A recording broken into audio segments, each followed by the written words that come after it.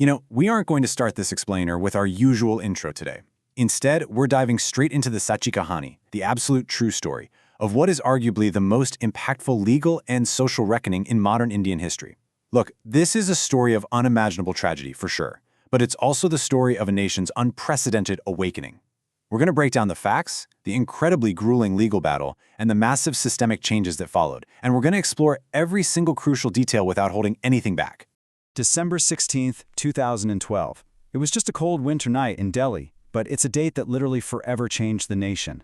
It marks the night when a 23-year-old medical student, someone with her whole entire life ahead of her, boarded a bus that she would never return from. The events that unfolded over the next hour or so, they shook the entire country right to its core, completely transforming the collective pain of a generation into this unyielding, undeniable demand for justice.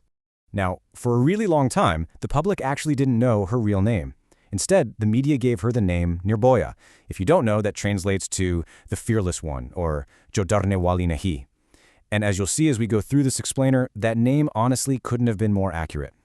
So with the utmost respect, we are going to look at her story, the relentless legal fight her family waged, and the truly lasting legacy she left behind for millions of women. Chapter 1. That Night. So she was a 23-year-old physiotherapy intern. She'd just finished watching the movie Life of Pi at the Select City Walk Mall in Saket with a male friend. To get home, they boarded a private, white Mahindra camper bus. But you see, this wasn't just a normal bus on a route. Inside were 6 occupants just out roaming the streets. For over an hour, as this bus drove through the streets of Delhi, the victim and her friend were subjected to an attack so brutally violent that doctors later stated they had never seen injuries like it in their entire careers. I mean, they were attacked with iron rods, subjected to the absolute limits of inhumanity, and eventually just thrown out onto the road near the Mahipalpur flyover. Chapter 2. Life and Death. The next 13 days were just a desperate, agonizing battle for survival. On the 16th, she was admitted to Safdarjung Hospital with incredibly severe internal injuries.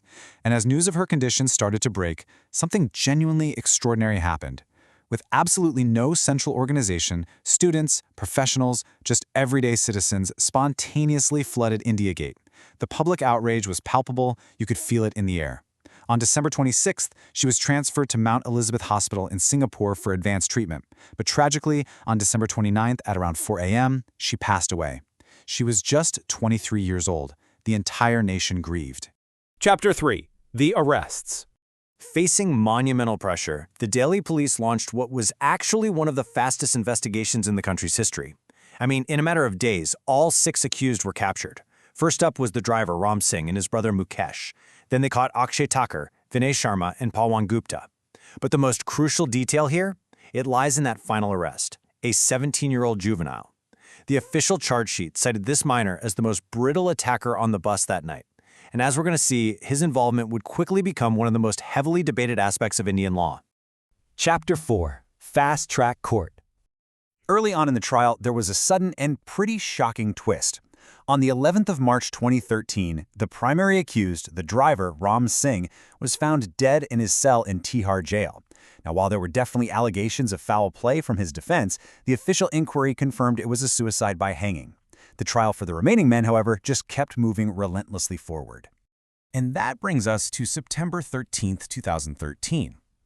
To handle the completely overwhelming public demand for swift justice, a special court had been set up. And Judge Yogesh Khanna, he handed down the absolute maximum penalty.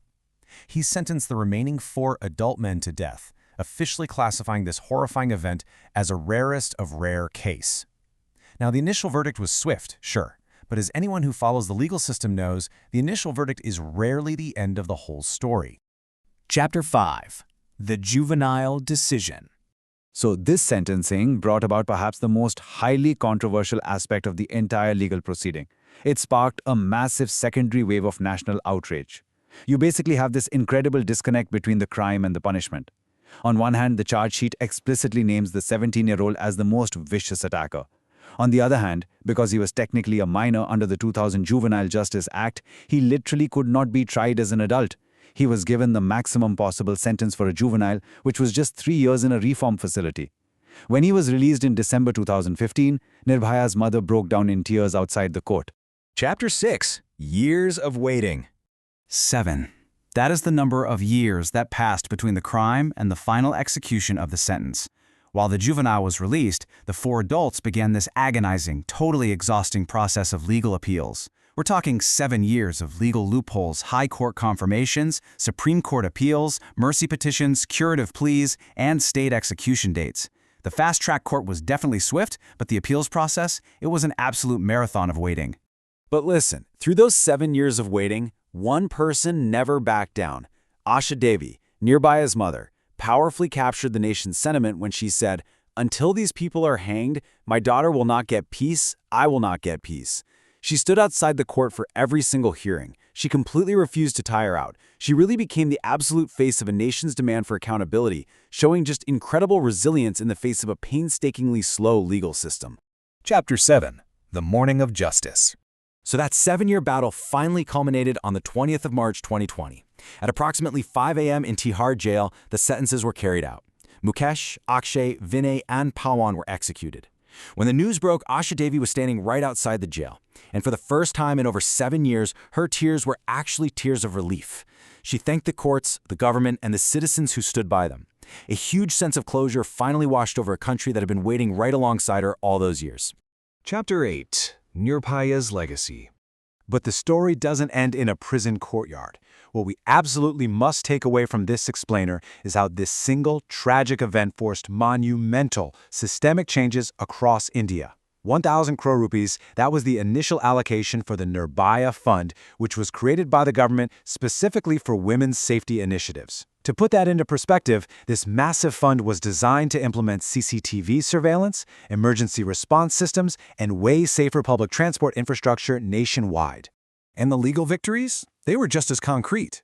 Her case literally rewrote Indian law. The 2013 Criminal Law Amendment, which we know as the Nirbhaya Act, expanded the definition of sexual crimes and added harsh penalties for things like acid attacks and stalking. Crucially, because of the massive public outrage over the 17-year-old attacker, the Juvenile Justice Act was amended in 2015, allowing 16 to 18-year-olds to be tried as adults for heinous crimes. Fast-track courts were established all over, specifically for these types of offenses. But honestly, perhaps most importantly, there was a massive cultural shift. People started openly discussing gender equality, demanding safety in public spaces, and actively, loudly rejecting the culture of victim blaming. Her case truly evolved into a movement. Which brings us to who she really was. Her family eventually shared her real name with the world, Jyoti Singh. Now, Jyoti translates to light.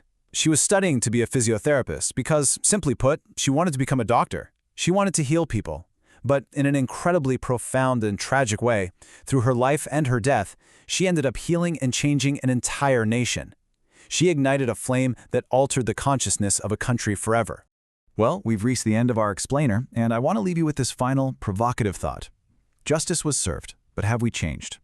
Insaf mil gaya, par kya hum badle? You see, the laws were rewritten and the perpetrators were definitely punished, but it is ultimately up to us as a society to reflect on whether we have truly fulfilled the promise of safety and equality that Jyoti Singh deserved. Take a moment to just think about what you can do in your own community to keep her light burning. Thank you so much for walking through this incredibly important material with me today. Keep learning, keep questioning, and I will see you in our next explainer.